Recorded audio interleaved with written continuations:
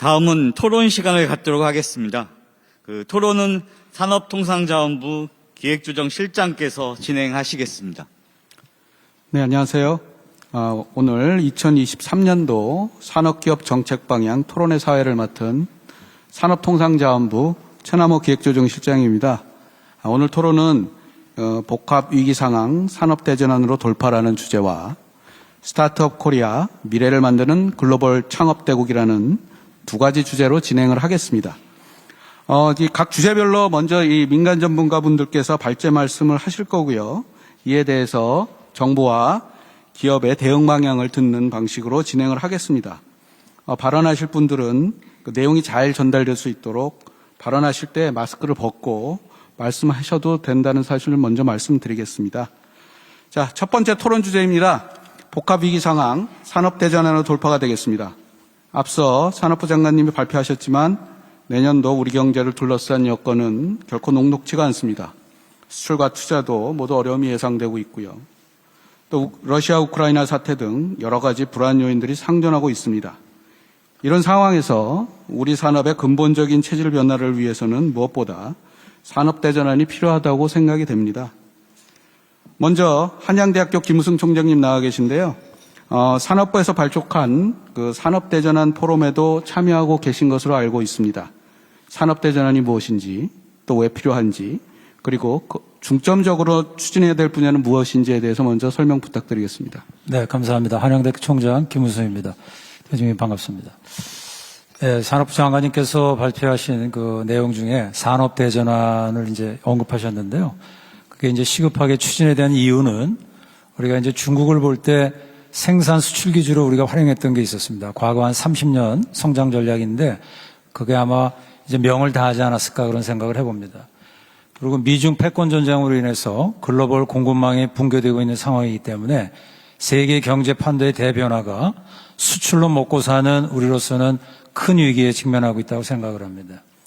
한계에 봉착한 우리 성장 방정식하고 우리에게 불리한 국제 정세로 인해 가지고 이러다가는 일본의 잃어버린 30년이 우리에게도 발생할 수 있다, 이런 위기의식이 팽배한 것 같습니다. 그래서 이러한 것들을 극복하기 위해서 산업대전환은 선택이 아닌 필수라고 생각을 합니다. 장기 산업전략 수립을 위해서 산업대전환 TF가 6개 분과로 운영이 되고 있고요. 제가 인력분과장으로 지금 참여를 하고 있습니다. 그래서 아마 오늘 여기 오지 않았나 싶고요. 산업대전환 TF의 그 운영 방식이 좀 독특합니다. 과거처럼 문제가 생기면 정부가 주도해서 그래 만들었죠. 그리고 땜빵식으로 이렇게 만드는 정책이 아니라 민간 경제단체하고 국책연구소, 각계 전문가들이 산업대전환 포럼을 구성해서 지금 운영 중에 있습니다. 특징은 수요자 입장에서 민간이 주도의 정책 대안을 고민한다는 점에서 아마도 정부 주도의 관성에서 벗어나서 민간 주도 경제를 실천하는 장을 마련했다는 것에 저는 그 의미를 부여하고 싶습니다. 산업대전환을 위한 인력과 기술정책 방향에 대해서 말씀드리겠습니다. 첨단 산업 분야 인력 부족은 큰 문제로 지금 대두되고 있습니다. 오늘도 장관님도 그런 말씀을 주셨고요. 우리 산업 전 분야에서 인력 수급에 대한 애로사항을 여러 가지로 도출하고 있는데 저출산 고령화에 대한 생산 인구가 감소되고 있고 인력 미스매치가 굉장히 큽니다. 그리고 산업계 수요와 결의된 교육 시스템, 이런 것들이 이제 여러 문제를 야기시키고 있고요. 특히 최근에 52시간제 시행에 따라서 어떤 분은 시간이 자산인 분들이 있는데 근로자들이 일을 더 하고 싶어도 못하고 있고 코로나19로 인해서 외국 인력이 유입이 급감한 것도 한 원인이 아닌가 생각이 듭니다. 우리 대통령께서 취임 초부터 강조하신 반도체 인력과 같이 첨단 산업의 인력이 충분해야 글로벌 경쟁력 확보도 차질 없이 가능한데 첨단 산업은 기술 변화가 매우 빠른 반면에 인력 양성은 참 어렵습니다. 왜냐하면 좋은 교육 수준이 있어야 되고 설비, 장비 구축 등 많은 비용과 오랜 시간이 소요됩니다. 굉장히 어려운 과제이기 때문에 최우선적으로 미래 먹거리인 첨단 산업 인력 부족 문제가 우리에게 가장 큰 문제고 여기에 집중할 필요가 있다고 생각이 됩니다. 첨단 산업의 인력이 제때 수혈되지 못했던 이유가 여러 가지가 있겠습니다만 크게 두 가지를 뽑으라고 하면 첫째, 대학은 각종 규제와 수많은 이해관계자가 존재하고 있어서 산업계에 폭발적으로 늘어나는 인력 수요를 단기간에 감당하는 데 한계가 있습니다. 지금도 마찬가지입니다. 그동안 기업들은 대학을 통해서 비교적 쉽게 그 인력 수요를 확보해 왔기 때문에 인력 수요처임에도 불구하고 최근에야 계약형학과 반도체 아카데미 등을 운영하고 있는 것으로 알고 있습니다. 대학의 고질적 문제는 대통령께서 수도권 정원 확대 등 획기적인 규제 개선 드라이브를 통해서 서서히 바뀌기 시작하겠지만 첨단 산업 경쟁력 확보에 실기하지 않으려면 산업과 기업을 잘 아는 산업부의 적극적인 산학연계, 인력 양성 정책이 굉장히 필요하고 더 중요한 것은 저희 개인적인 입장에서는 인력 수요처인 산업체에 적극적인 인력 양성 투자하고 참여가 필요하다고 보고 있습니다. 정책 재원을 말씀드리면 인력 양성은 많은 비용이 소요되기 때문에 기업과 산업계가 지속적으로 인력 양성 투자를 되도록 하기 위해서는 R&D 수준에 버금가는 세제와 예산 뒷받침이 좀 필요하다고 생각합니다.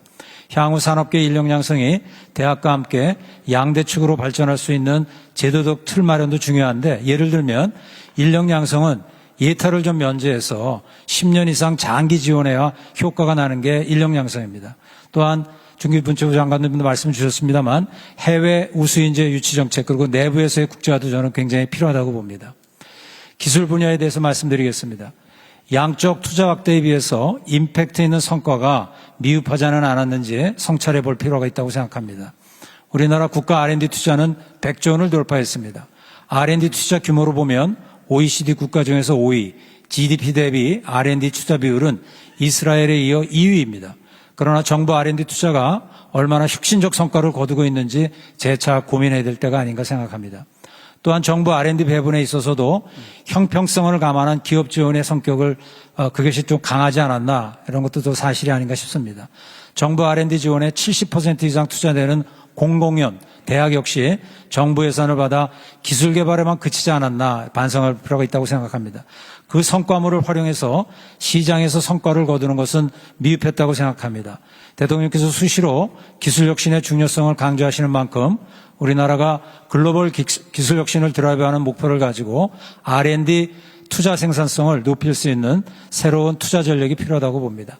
정책 제안을 말씀드리겠습니다.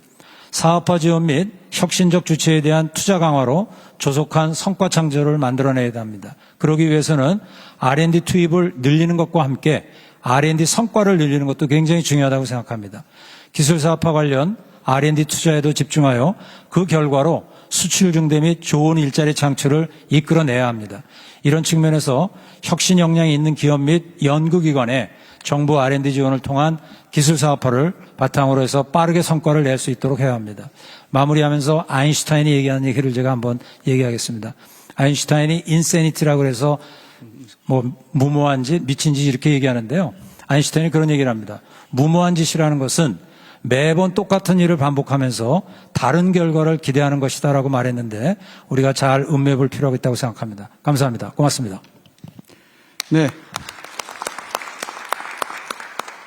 네, 총장님 말씀 감사합니다. 아마 이 산업대전환의 가장 큰 두 축이 하나가 인력이고 또 하나가 이제 기술이라고 생각을 하는데요. 아마 이 두 분야의 문제점 또 정부의 전폭적인 정책 필요성 이런 부분을 지적해 주신 것으로 생각이 됩니다. 이 부분에 대해서 산업부에서 그 산업일자리 혁신과장님, 양양과장님 참석하셨는데요. 인력과 고용 창출이라는 그런 관점에서 정부의 정책 방향을 간단히 좀 소개 부탁드리겠습니다. 산업부 산업일자리혁신과장입니다. 그동안 인력 양성을 교육부와 대학이 전담했는데 혼자서만은 어렵다고 생각합니다. 총장님 말씀처럼 첨단 산업 현장은 굉장히 치열합니다. 산업을 잘 아는 산업부와 전 부처 그리고 온 나라가 함께해야 된다고 생각합니다. 첨단 산업 인력 양성은 좋은 사람을 충분히 제때 공급하는 게 핵심인데 좋은 사람은 산업 현장에 최신 지식을 산업계 전문가가 직접 가르칠 수 있도록 관련 규제를 개선하겠습니다. 그리고 따로 했던 R&D도 그 특성화 대학원하고 연계해가지고 그 인력 양성의 발판으로 활용하도록 하겠습니다. 충분한 공급은 국내 양성하고 해외 인재 유치 투트랙으로 추진하겠습니다. 대학의 부족한 교원과 실습 장비는 산업계와 대학 간의 협력으로 확충하도록 하겠습니다. 해외 인재 유치는 법무부 등하고 함께해서 특별비자나 영주권 제도, 그다음에 정주 지원책도 획기적으로 개선하겠습니다. 제때 공급은 김우순 총장님 제언처럼 반도체 아카데미 같이 산업계가 직접 인력 양성에 뛰어든 모델을 또 하나의 축으로 해서 그 인력 양성 시스템에 내재화시키겠습니다. 첨단 산업 융합 지식을 빠르게 교육할 수 있는 마이크로 학위도 확산하도록 하겠습니다. 현재 산업부 교육부랑 관계부처가 첨단 산업 인력 TF로 함께 협력하고 있습니다. 그 정부의 체계적 지원과 산업계의 적극적인 투자를 유도하기 위한 규제 개선 방안을 담아서 산업인재 혁신 특별 법안을 마련하겠습니다. 양성된 인력에 갈 수 있는 좋은 일자리, 좋은 기업은 기술 사업화로 만들겠습니다. 우선 특허 사업화로 얻은 소득에 대해서 세제 혜택을 주는 혁신 박스 제도를 도입 추진하고 기술 이전 중심의 기존 법 체계를 사업화 전주기 지원법으로 전면 개편하겠습니다. 그래서 단순히 기술을 넘겨주는 데 그치는 게 아니라 이게 돈을 벌 수 있는 제품과 서비스로 될 수 있도록 전주기에 걸쳐서 꼼꼼하게 지원하겠습니다. 네, 답변 감사합니다. 다음은 이제 기술정책 분야가 되겠는데.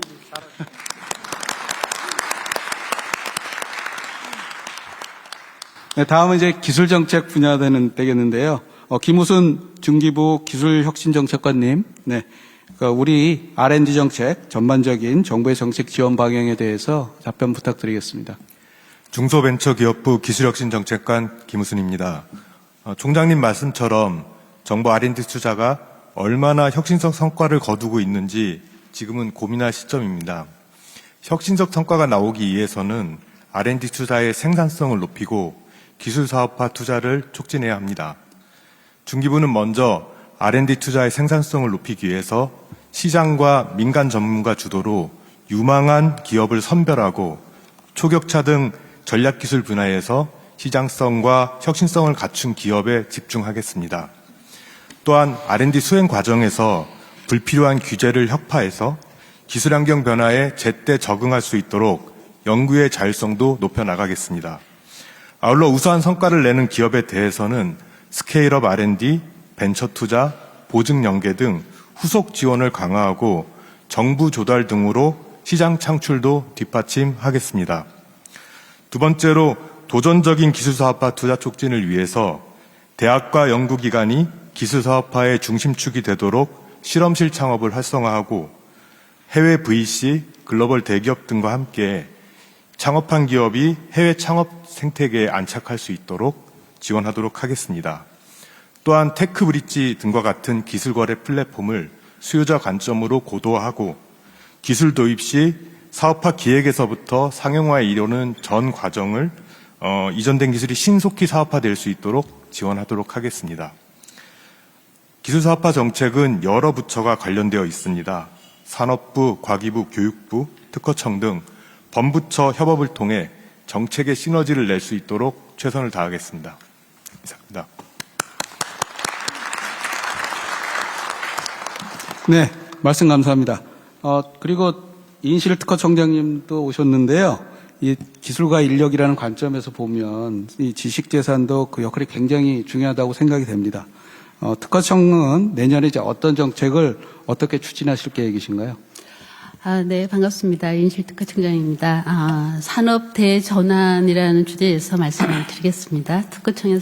특허청으로서는 산업 대전환의 두 축이 기술과 인력이라는 김 총장님 말씀에 공감을 하면서 여기에 지식재산 정책이 부과되면 시너지가 더욱 커질 것으로 생각을 합니다.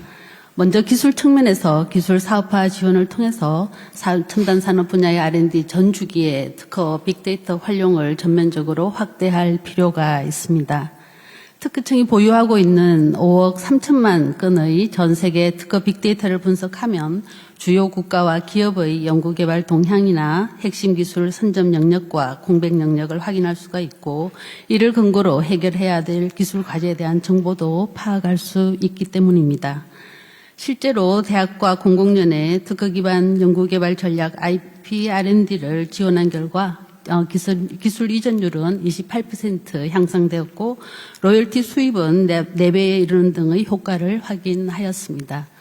2023년도에는 이러한 특허 빅데이터 분석을 반도체, 2차 전지, 디스플레이 등 첨단 산업 분야에 집중적으로 지원하고 국가 전략 기술 개발 시에 IP R&D 의무화를 추진하겠습니다. 아울러 기업이 보유한 기술의 가치를 보다 정확하게 평가하여 특허 기술을 기반으로 한 지식재산 금융을 8조 5천억 규모로 확대함으로써 혁신기업이 기술 사업화에 성공할 수 있는 토대를 세제 혜택과 함께 마련하도록 하겠습니다. 인력 측면에서는 저희 특허청이 최근 발표한 지식재산 인재양성 비전 2030 계획을 차질 없이 이행하여서 첨단 산업 분야를 포함한 산업 현장에서 기술적 소양과 지식재산 역량을 모두 갖춘 융합 인재를 키워나가는데 특허청도 함께 노력하도록 하겠습니다. 네, 감사합니다. 네, 총장님 말씀 감사합니다. 다음에는 우리나라 첨단 산업과 주력 산업이 처해 있는 전반적인 상황을 짚어보고 앞으로 나아가야 할 방에 대한 말씀을 들어보겠습니다. 산업연구원의 이준 산업정책연구본부장님 나오셨는데요. 발제 부탁드리겠습니다. 네, 안녕하십니까. 방금 소개를 받은 산업연구원 이준입니다. 반갑습니다. 앞서 여러분들께서 말씀을 해주셨는데요. 이 산업대전환은 사실 우리 산업에 굉장히 절실하고 또 반드시 해내야만 하는 과제입니다. 그만큼 현재 우리 산업이 직면하고 있는 환경이 상당히 지금 엄중하다고 할 수 있는데요. 그렇다고 모든 면이 다 암울하지는 않습니다. 우리에게 기회이기도 하기 때문입니다. 이와 같은 맥락에서 우리 첨단 산업과 주력 산업에 대해 현 상황을 진단하고 미래를 위한 소견을 말씀드리겠습니다. 우리 첨단 산업의 현 상황을 단적으로 말씀을 드리면 현재 글로벌 산업 지형에서 굉장히 전략적인 우위를 확보를 하고 있는데 사실 여러 가지 우려할 만한 상황이 만들어지고 있다입니다. 사실 잘 아시겠지만 반도체의 중요성은 어제 오늘의 일이 아닙니다. 그런데 최근에 더 중요해진 것은 예전보다 반도체가 할 수 있는 일이 훨씬 더 많아졌고 그런 반면에 만들기는 훨씬 더 어려워졌다는 점입니다. 그래서 이러한 첨단 전략 산업을 확보하고 있느냐 없느냐에 따라서 이 미래 제조업 외성패뿐만이 아니라 이 국가 안보나 외교 역량이 결정되는 시대입니다. 다행히 우리나라는 지금 현재 첨단 산업의 글로벌 밸류체인에서 가장 중요한 포지션을 지금 확보한 상태인데요. 이 최고 수준의 제품을 대량 생산할 수 있는 정말 극소수 국가 중 하나입니다. 다만 최근에 이제 미국이나 EU와 같은 이 전통적인 제조 강국들이 이 모두 전례 없는 정도로 첨단 분야에 대한 산업 정책을 강화하고 있고 사실 강화하고 있는 흐름이 충분히 예측 가능한 흐름입니다. 그만큼 이 중요해졌고 또 지정학적인 리스크도 예전보다 훨씬 높아졌기 때문입니다. 결국 이러한 상황에서 우리가 해야 될 것은 우리 역시 산업 정책을 강하게 추진해야 하는 것은 당연한 건데 전략적으로 추진해야 한다는 것입니다. 우리나라가 소규모 개방 경제인 이 형태의 국가이기 때문에 이 우리나라의 여건을 고려해 보면 이 미국이나 EU 등과 같은 규모나 강도로 산업 정책 경쟁을 할 수가 없습니다. 우리가 확실하게 지킬 것과 함께 나눌 것을 전략적으로 분리하고 지킬 것에 산업정책을 집중해야 합니다. 또 하나는 이 첨단 산업의 요즘 해외 투자가 굉장히 이제 확대되고 있는 추세인데요. 이로 인한 산업 공동화와 같은 문제를 이 해소하기 위한 정책이 반드시 필요합니다. 결국은 우리나라가 경쟁력 있는 생태계를 굳건히 가지고 있어야 혁신을 우리나라에서 시작할 수 있고 이를 최초 실현할 수 있습니다. 결국 산업정책의 본질이 바로 이것이라고 할 수 있는데요. 이것에 대한 정부의 생각은 어떤지 사실 좀 궁금합니다. 이 마지막으로 이 산업별로 설정된 이 전략적 목표 하에 이 정부가 추진하는 개별 정책 간 방향 일관성이 상당히 좀 필요합니다. 예를 들어서 첨단 분야의 지금 전략성이 확인이 되면 사실 최근에 첨단 분야에 대한 이 기업의 투자 규모가 천문학적인 규모로 커졌고 투자에 대한 리스크가 상당히 높아졌습니다. 이 정도 이 전략성이 확인이 되면 이 설비 투자에 대한 이 엄청난 리스크를 이 조세 지원 등을 통해서 충분히 좀 줄여줄 필요가 있을 것 같고요. 이런 맥락에서 기업 정책도 마찬가지입니다. 이 산업 전략의 큰 틀에서 산업 정책 중 하나로 이 기업 정책을 잘 활용할 필요가 있겠습니다. 다음으로 주력 산업입니다. 현재 우리 주력 산업은 이 글로벌 최고 수준의 양산 역량을 확보하고 있고, 그동안 과감한 전략, 과감한 글로벌 전략이나 이 선제적인 투자를 통해서 성장해 왔습니다. 그리고 여전히 우리 산업 전체의 성장을 견인하고 있습니다. 일종의 캐시카우인 셈인데요. 여전히 10대 수출품 중에서 8개가 소위 말하는 주력산업 제품군입니다. 주력산업의 성장과 함께 쌓아온 이 탄탄한 제조 생태계 그리고 첨단 기술과의 융합이 우리의 강점이라고 할 수 있는데, 최근에 각광을 받고 있는 우리 방산이나 우주항공이 사실 갑자기 떠오르는 것은 아닙니다. 바로 이러한 탄탄한 하부 구조가 뒷받침되었기 때문인데요. 잘 아시는 것처럼 항공이나 방산 이런 분야가 사실은 강대국의 전유물입니다. 그런데 최근에 러시아 우크라이나 전쟁의 여파로 새로운 틈이 열렸고, 우리가 준비되었기 때문에 그 기회를 잡았습니다. 그러나 최근 우리 주력 산업은 이 탄소 중립도 그렇고 디지털 전환, 공급망 재편에 따른 이 전대미문에 경험해보지 못한 복합 충격의 최일선에 지금 서 있습니다. 그리고 어떻게 대응하느냐에 따라서 우리 주력 산업의 미래 생존이 결정된다고 해도 과언이 아닙니다. 사실 우리 주력 산업은 이 중국의 성장이 우리에게 위협으로 전환된 2010년대 이후에 상당 기간 성장이 정체된 상황인데요. 이런 와중에 이러한 복합 충격은 우리가 가진 경쟁 원천을 뒤흔드는 구조적인 리스크라고 할 수 있겠습니다. 특히 문제는 이 중소중견 기업들이 이 역량과 속도 측면에서 전환 흐름에 상당히 뒤처지고 있다는 점이고, 이렇게 되면 앞에 있는 대기업이 전환에 성공하더라도 우리가 자랑하는 이 관련 산업 생태계의 규모나 역량은 상당히 축소될 수밖에 없습니다. 또 같이 가지 못하면 전환 과정에서 상당한 갈등도 피할 수 없습니다. 따라서 제조 생태계가 소위 말하는 새로운 구조에 신속하고 전면적으로 전환되도록 역량을 모을 필요가 있고, 이 과정에서 생태계 내 기업 간의 전환의 균형을 최대한 유지하는 것이 중요합니다. 사실 쉽지 않은 여정이고 굉장히 어려운 일입니다. 그래서 이 정부의 리더십이 어느 때보다 상당히 중요한 상황인데요. 국민과 기업을 안심시킬 수 있는 정부의 청사지인이 무엇인지 궁금합니다.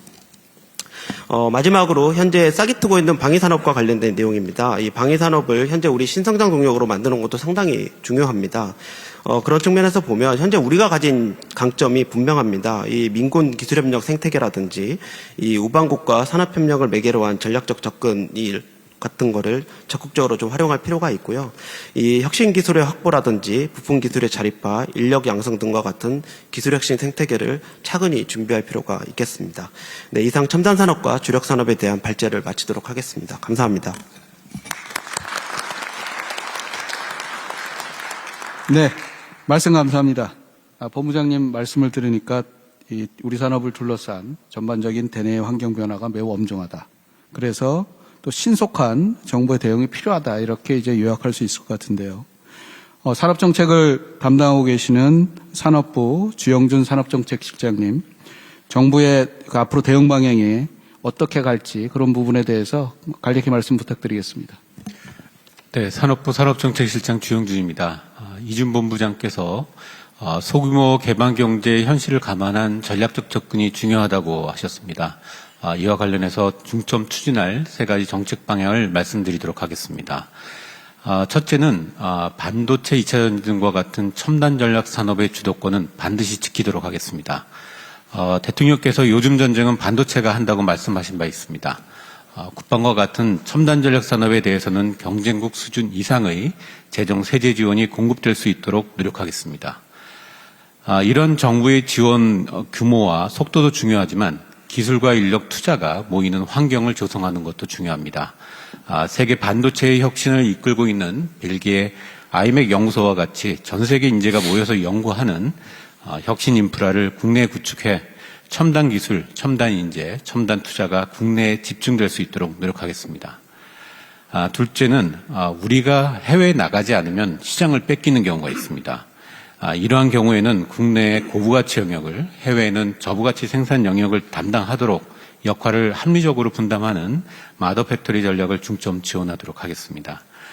국내 공장이 해외 공장의 혁신 컨트롤 타워가 돼야 됩니다. 이에 필요한 기술 개발과 인재 확보에 정부가 지원을 집중하겠습니다. 아울러 산업 핵심 기술이 불법적으로 해외에 유출되지 않도록 관리하는 것도 강화해 나가겠습니다.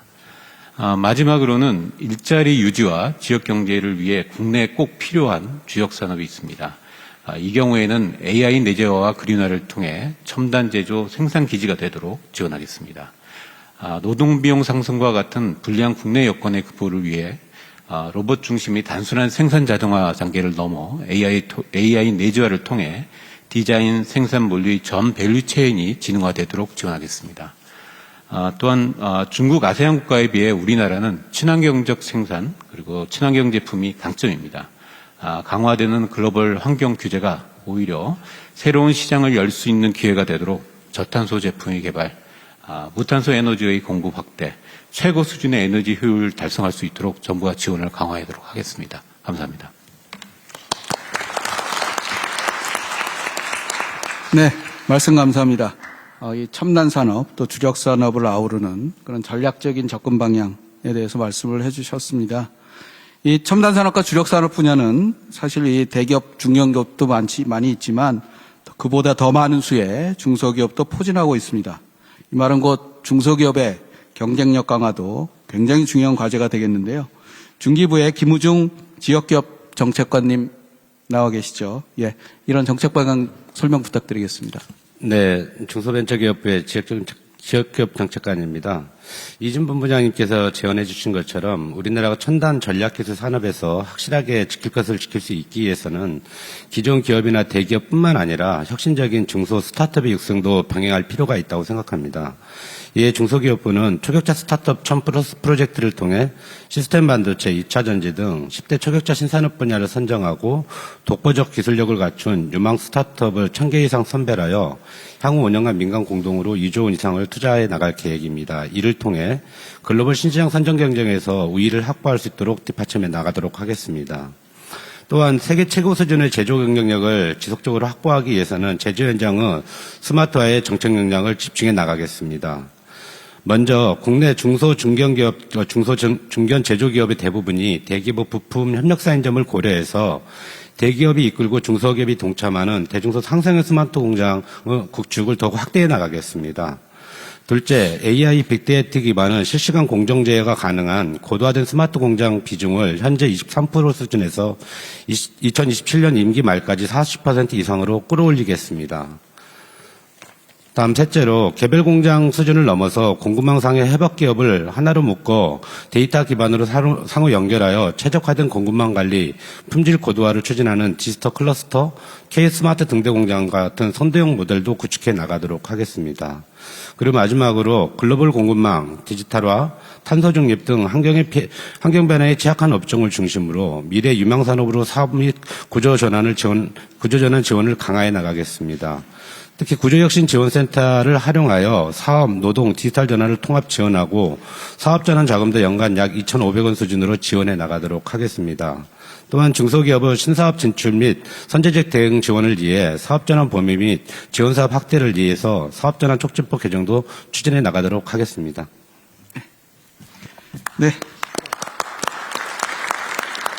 네, 말씀 감사합니다.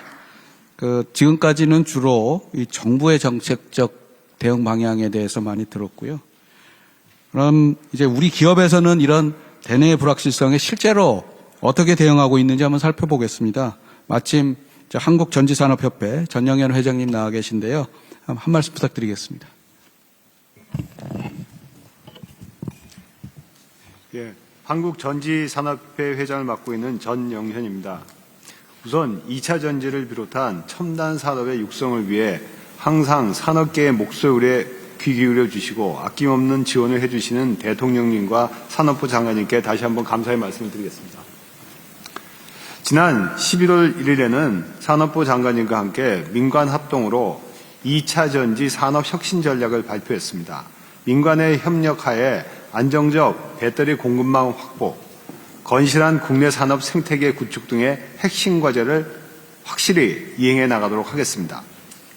최근 우리 경제는 고금리, 고물가 등 대외 불확실성과 함께 많은 어려움을 겪고 있습니다.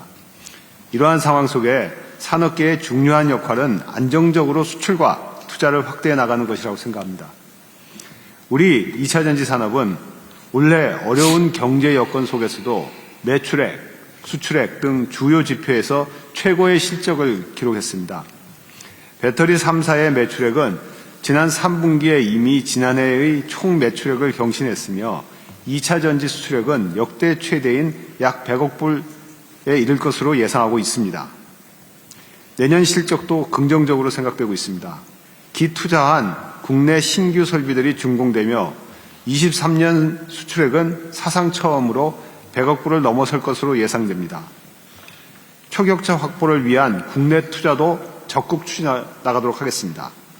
2030년까지 약속드린 50조 원 이상을 투자해 국내 생산 설비를 확대한 한편 차세대 배터리, R&D 등으로 핵심 기술 경쟁력을 국내에 축적해 나갈 것을 약속드리겠습니다. 감사합니다.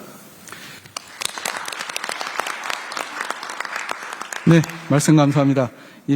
2차 전지 산업이 사실 굉장히 어려운 경제 여건인데 매출과 수출 모두 최고의 실적을 거둬주셨고요. 또 많은 또 투자를 약속해 주셨는데요. 앞으로도 이 세계 최고 수준으로 이런 우리 2차 전지 산업 경쟁력이 계속 유지될 수 있도록 진짜 진심으로 부탁드리겠습니다. 네, 최선을 다하겠습니다. 네.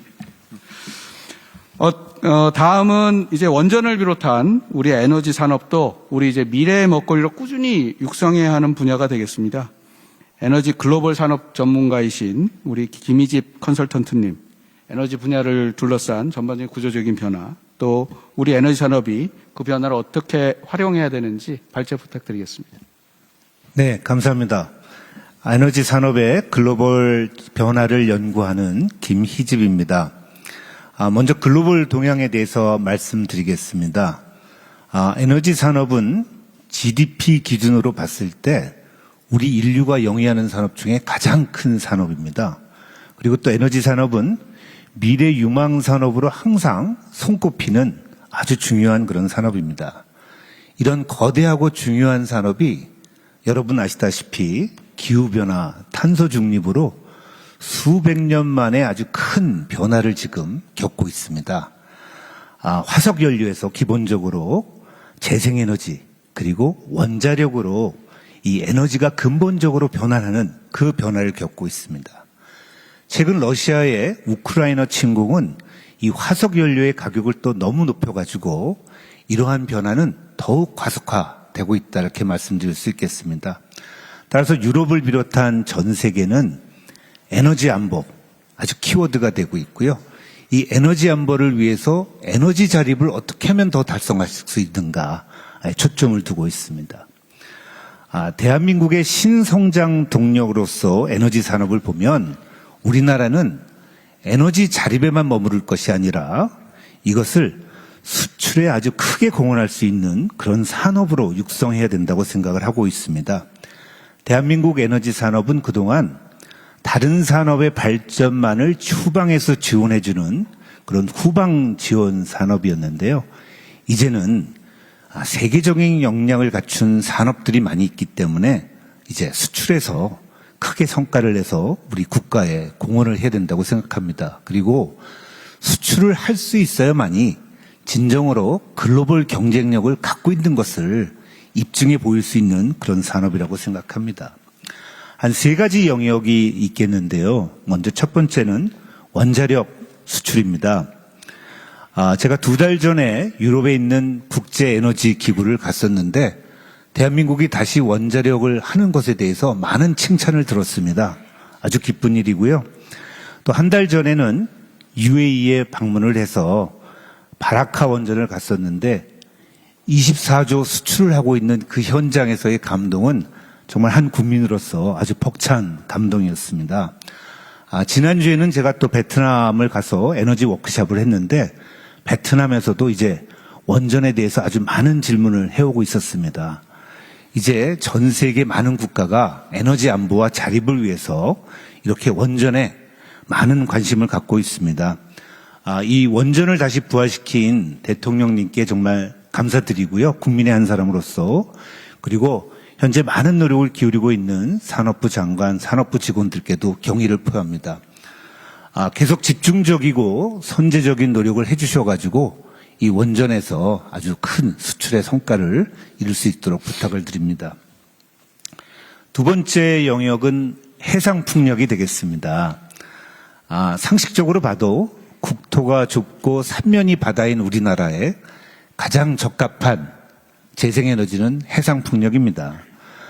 지금 미국뿐만 아니라 서유럽에서는 30기가, 8년 안에 30기가를 늘리고자 하고 있고요. 동유럽도 하고 있고 대만, 일본이 상당히 해상풍력에 많은 노력을 기울이고 있습니다. 다행히 우리나라가 해상풍력의 여러 분야 중에서 터빈은 좀 늦었지만 대부분의 다른 분야에서는 큰 경쟁력을 갖고 있습니다. 전선, 해양 구조물, 지지대, 철강, 조선 이런 부분에 우리가 많은 경쟁력을 갖고 있기 때문에 상당히 우리가 수출을 확대할 수 있는 그런 영역이 되겠습니다. 특히 앞으로 떠오르고 있는 그 부유식 해상풍력, 먼 바다에 나가는 해상풍력은 대규모로 건설하고 또 바람이 좋기 때문에 발전 단가가 한 20%, 30% 싼 아주 좋은 그런 재생에너지가 될 것입니다. 조선과 기자재, 철강이 강한 대한민국에 아주 좋은 그런 수출 성장의 기회라고 생각을 하고 있습니다. 세 번째 영역은 에너지 저장 장치입니다. 이 재생에너지가 많아지면 재생에너지는 날씨가 좋아야 생성이 되기 때문에 변동성이 큽니다. 그래서 만들어진 전력을 쓰기 편하게 저장을 해야 되는 이 에너지 저장 장치가 굉장히 중요해지는데 대한민국이 잘하고 있는 이 배터리 부분 그리고 또 대한민국이 많이 수행한 양수발전이 그 역할을 크게 할 수 있습니다. 전 세계에서 이 재생에너지와 함께 저장 장치가 큰 산업이 되고 있습니다. 우리나라는 조금 늦었지만 예를 들어서 이탈리아의 에넬이라는 전력회사는 이미 해외에서만 한 30기가와트의 재생에너지와 저장장치 사업을 하고 있고요. 그 자그마한 포르투갈의 EDP라는 회사도 다른 나라에서 22기가와트의 재생에너지와 에너지 저장장치 사업을 하고 있습니다. 대한민국이 앞으로 큰 성장 기회가 있는 영역이라고 생각합니다. 그럼 이러한 사업들을 어떻게 우리가 성공적으로 할 것이냐, 그 추진 방안에 대해서 말씀을 드리면 먼저 이것을 개별 품목의 단품 수출이 아닌 하나의 프로젝트로 수출을 해서 저희가 시스템, 패키지 수출로 하면 크게 도움이 될 것 같고 큰 규모를 이룰 수 있게 되겠습니다. 구체적으로 한국전력, 한수원, 그다음에 가스공사, 발전공기업 같은 공기업이 앞에 나서서 선도적인 시장 개척 역할을 해주시고 그러면 대한민국의 많은 대기업과 중소기업들이 건설, 서비스, 기자재 납품 등에서 사실 많은 수출의 성과를 자동적으로 올릴 수 있습니다. 따라서 중소기업, 민간기업에도 큰 기회가 될 텐데요. 그러한 노력이 필요하고 하지만 이러한 노력이 이렇게 쉽지는 않습니다. 상당히 어려운 노력이기 때문에 엄격하게 글로벌 수준의 리스크 관리, 이 감독이 분명히 필요한 그런 체제가 분명히 필요합니다. 잘못된 수출은 오히려 해가 되니까요. 이러한 또 글로벌 역량도 저희가 갖춰가지고 언어를 비롯한 역량도 필요하고요. 마지막으로 이러한 신사업들이 수출이 되기 위해서는 국내에서도 어느 정도 여건과 기반이 되기 때문에 우리 산업부에서 이런 여건 마련을 위해서 국내에서도 노력을 좀 부탁드리도록 하겠습니다. 감사합니다.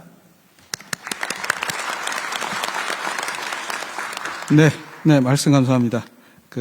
에너지를 둘러싼 근본적인 변화, 그리고 이러한 변화를 오히려 활용을 해서 에너지 신산업 분야에서도 수출을 확대해야 된다, 이런 말씀을 하셨습니다. 이 중에서 특히 이제 원전 수출 분야 같은 경우는 대통령님을 포함해서 많은 국민들이 각별한 관심을 가지고 있는 것으로 알고 있는데요. 가장 최일선에서 원전 수출 업무를 담당하고 계신 우리 산업부 김태우 원전수출진흥과장님, 원전 수출 실제로 진행하시면서 느끼셨던 점, 그리고 또 앞으로는 이제 어떻게 지원을 할 것인가, 그런 지원 방향 등에 대해서 말씀 부탁드리겠습니다. 예, 산업통상자원부 원전수출진흥과장입니다. 올해는 탈원전 정책의 폐기 등 과감한 원전 정책의 변화와 고위급 세일즈 외교 등에 힘입어 UAE 바라카 이후 13년 만에 원전 수주가 재개되는 아주 뜻깊은 한 해였습니다. 3조 원 규모의 이집트 원전 건설 프로젝트 수주와 한폴랜드 민간 원전협력 프로젝트 가시화 등이 그 성과라고 말씀드리겠습니다. 특히 이 과정에서 대통령님께서 홍보 책자를 외국 정상들에게 직접 전달하시면서 우리 원전의 우수성을 홍보하고 신뢰성을 높인 것이 아주 큰 힘이 되었습니다. 네, 감사드립니다. 원전 수출 실무자로서 수주 확대를 위해 필요하다고 느낀 점을 말씀을 드리겠습니다. 먼저 국내에 강력하고 건강한 원전 생태계가 복원돼야 해외에서 우리 원전을 믿고 원전 수주 경쟁력 확보가 가능해집니다. 이를 위해 신한울 3, 4호기 일감을 포함해서 원전 산업에 금년보다 1조 원 이상 증가한 3조 5천억 원 규모의 일감을 내년도에 공급을 하고 또 R&D 투자를 통한 기술 경쟁력 강화도 적극 뒷받침하겠습니다. 두 번째로 오늘 대통령님께서 모두 말씀에 정부와 민간이 한몸이 되어 뛰지 않으면 경제 위기 돌파와 수출 증진이 어렵다는 말씀을 주셨는데요. 사실 이 원전 비즈니스는 야말로 국가 차원의 총력 지원이 필수적인 분야라고 생각이 됩니다. 실제로 한국과 폴란드 간의 원전 협력 프로젝트도 산업부 장관의 폴란드 방문 시 러시아 우크라이나 전쟁에 따른 폴란드 정부의 방산 수요를 원전 수출과 연계시킨 전략이 주요했다는 그런 측면이 있습니다. 앞으로 체코와 UAE 같은 다른 나라에 대해서도 방산, SOC, IT, 문화 교류 등 산업부 영역이 국한되지 않고 발주국이 요구하는 협력 패키지를 마련 제공해서 수출 가능성을 높여나가겠습니다. 마지막 세 번째는 원전 수출은 많은 기업들이 참여하고 있는 만큼 우방국과의 협력도 매우 중요하다고 생각합니다. 기업들은 원전 시장에서 치열하게 경쟁하지만 한편으로는 협력이 필요한 부분도 있습니다. 미국 등 동맹국 간의 상호 윈윈할 수 있도록 기업 간 협력을 지원해 나가겠습니다. 마지막으로 새해에는 원전 수출을 전담하는 원전 전략 기획관이 산업부 내에 신설이 됩니다. 이를 중심으로 원전 수출가 가시화되도록 최선의 노력을 다하겠습니다. 감사합니다. 네, 말씀 감사합니다. 원전 수출 분야에서 내년에도 올해처럼 좋은 소식들이 많이 들려올 수 있기를 진심으로 기원하겠습니다. 이 원전 수출 이외에도 에너지 신산업 분야가 다양한 분야가 있는 것으로 알고 있습니다. 이에 대한 정부 육성 방안도 궁금해지는데요. 산업부의 이원주 에너지정책관님, 에너지 신산업 육성을 위한 정책 방향에 대해서 간략히 소개 부탁드리겠습니다. 네, 산업통상자원부 에너지정책관 이원주입니다. 업무보고에서 보고드린 것처럼 산업부는 에너지 안정적인 수급, 여기에서 한 발 더 나아가서 이제 에너지 산업 자체를 새로운 성장 동력화하고 또 수출 산업화하는데 적극 노력을 기울여 나가고자 합니다. 원전과 함께 새롭게 떠오르는 각 분야에서 우리가 주도권을 확보할 수 있도록 최선의 노력을 다해 나가겠습니다. 에너지 신산업이 잘 육성되기 위해서는 기술, 실증, 시장 이런 삼박자가 제대로 맞아야 된다 이렇게 생각을 하고 있습니다. 그래서 기술 측면에서 먼저 노력을 기울여 나가겠습니다. 내년에 1.2조 원 수준의 에너지 R&D를 좀 적극적으로 추진해서 좀 성과를 내도록 그렇게 하겠습니다. 두 번째는 대규모 실증이 필요합니다. 아까 우리 김희집 대표님 단품이 아니라 시스템 이렇게 얘기했는데 우리가 해봐야 남들한테 팔 수 있는 그런 역량이 생깁니다. 그래서 이제 대규모 실증이 필요한데 각 분야에서 내년부터 본격적으로 대규모 실증에 착수해 나가도록 하겠습니다. 그리고 국내에서 시장이 좀 창출될 수 있도록 하려면 규제 혁신하고 제도 개선이 굉장히 필요합니다. 선제적으로 없는 시장을 창출할 수 있는 제도, 신시장을 가로막는 규제, 이런 것들을 개선해 나가면서 노력을 하도록 하겠습니다. 내년에 수소 입찰 시장 시범적으로 도입을 하고요. 청정수소 인증제 도입하고 효율 등급제 확대하고 효율 기준 강화 이런 것들을 통해서 관련 시장들이 창출될 수 있도록 노력을 해나가겠습니다. 수출 산업화를 하기 위해서는 국제 인증 그리고 표준 선점이 무엇보다도 더 중요합니다. 이런 것들이 민간 간에 잘 협조가 이루어져서 우리가 앞서갈 수 있도록 각별한 노력을 기울이겠습니다. 단품 수출이 아니라 시스템 수출이 제대로 되려고 하면 민간 간의 팀 코리아 전략이 무엇보다도 필요하다고 생각합니다. 아까 이제 김희집 대표님이 우리 공기업 역량 활용하자는 말씀하셨는데 이러한 부분들을 지혜롭게 잘 활용하면서 팀 코리아를 만들어서 각 분야에서 우리가 수출해 나갈 수 있도록 정부에서 얼라이언스 역할을 하도록 하겠습니다. 이와 관련해서는 이제 공기업 예타라든지 이런 여러 가지 절차적인 부분들이 혹시 추진하는데 장애 요인이 될 수 있으니 그런 부분들을 미리미리 관계부처와 논의해서 고쳐나가도록 하겠습니다. 대표님께서 발제해 주신 것처럼 수백 년 만에 진짜 바뀌는 이 에너지 시장 자체의 거대한 변화입니다. 화석연료 시대에 에너지의 최빈국이었던 우리나라가 새로운 시대에서는 에너지의 강국, 에너지 부국이 될 수 있도록 최선의 노력을 기울여 나가도록 하겠습니다. 감사합니다. 네, 답변 감사드립니다. 이 첫 번째 주제에 대한 전문가분들이 이 발제를 해주셨고 또 정부와 기업인분들의 답변도 들어보았는데요.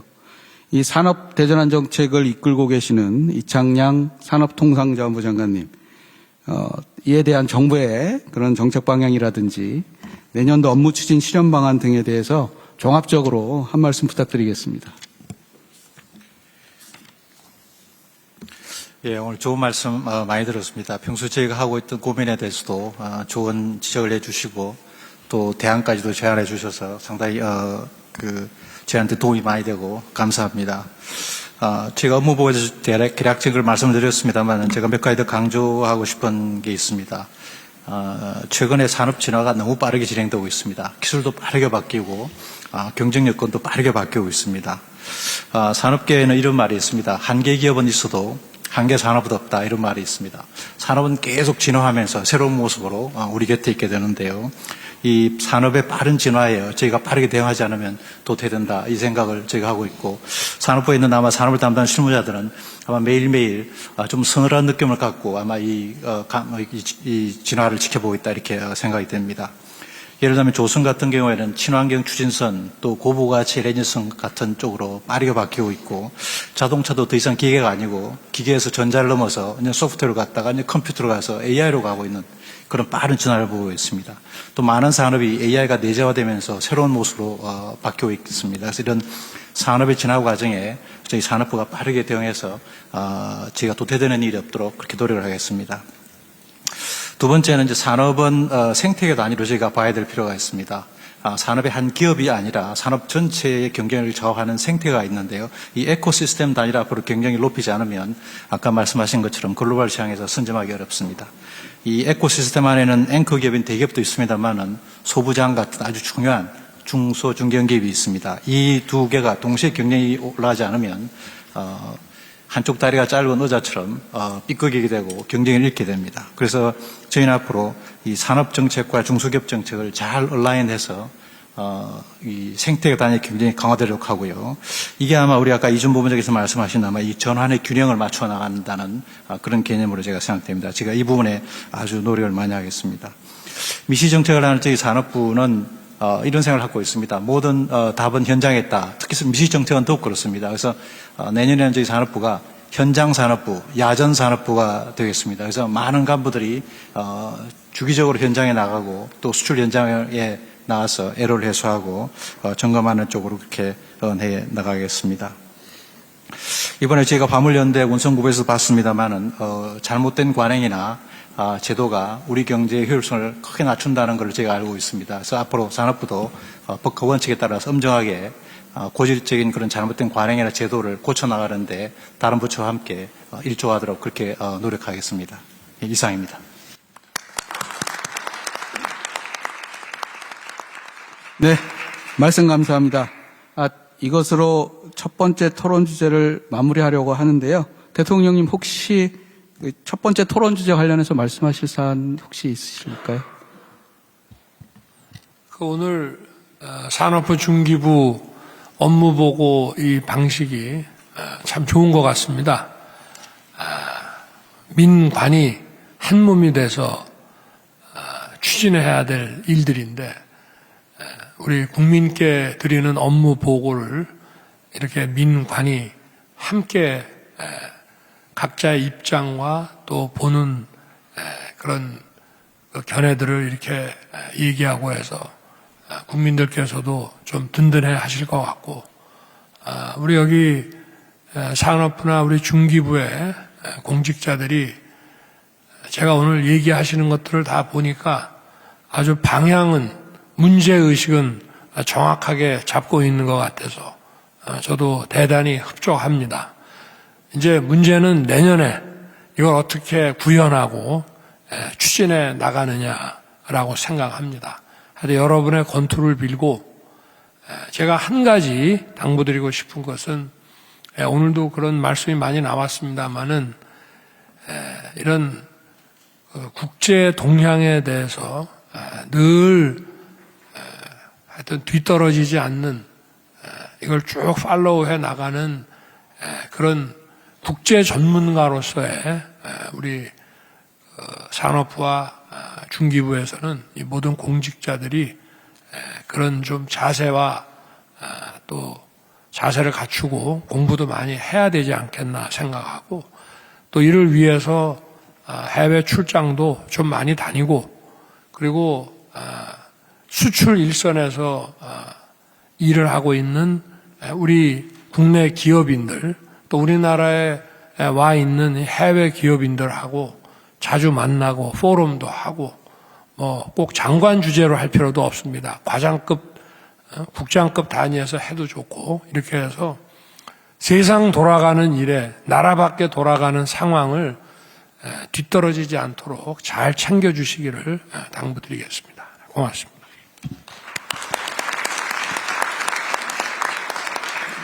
네, 말씀 너무 감사드립니다. 저희 전 세계를 저희가 그 산업 현장으로 생각을 해서 국제 전문가로서 전 세계를 누비고 다니겠습니다. 네, 다음 주제로 이제 이어가겠습니다. 두 번째 토론 주제는 스타트업 코리아, 미래를 만드는 글로벌 창업대국이 되겠습니다. 먼저 이 서울대 유병준 교수님 나와주셨는데요. 유 교수님은 이전에 한국벤처창업학회 회장도 역임하셨고요. 지금은 이제 국민경제자문회 위원으로도 활동하고 계십니다. 교수님, 우리나라 벤처창업 활성화를 위한 정책 방향에 대해서 먼저 한 말씀 좀 부탁드리겠습니다. 네. 안녕하세요. 저는 국민경제자문회의 혁신경제분과위원인 서울대 유병준 교수입니다. 저는 시작으로 지난주에 대통령께서 참석하시고 제가 자문위원으로 참석했던 국민경제자문회의와 기재부 업무보고 때 이야기로 제 이야기를 시작하고 싶습니다. 그때 대통령께서 오바마 대통령이 2008년도에 이제 글로벌 금융위기 극복을 위해서 그 스타트업 아메리카라는 기치를 걸었던 이제 사례를 말씀하시면서 우리나라도 이제 내년에 사실 경제 성장률 1.6%가 이제 복합위기 장기화로 이제 예상이 되는 이런 안 좋은 상황에서 경제 그 위기 상황 극복을 위해서 스타트업 코리아를 한 개의 축으로 신기술 개발, 신시장 창출이 매우 중요하다는 말씀을 하셨었습니다. 그리고 또 인상적이었던 것이 마지막에 스타트업이 이제 100개 중 하나씩만 성공을 해도 큰 성과가 되는 너무나 중요한 경제 부문이라는 것을 말씀하시고 강조하셨었는데요.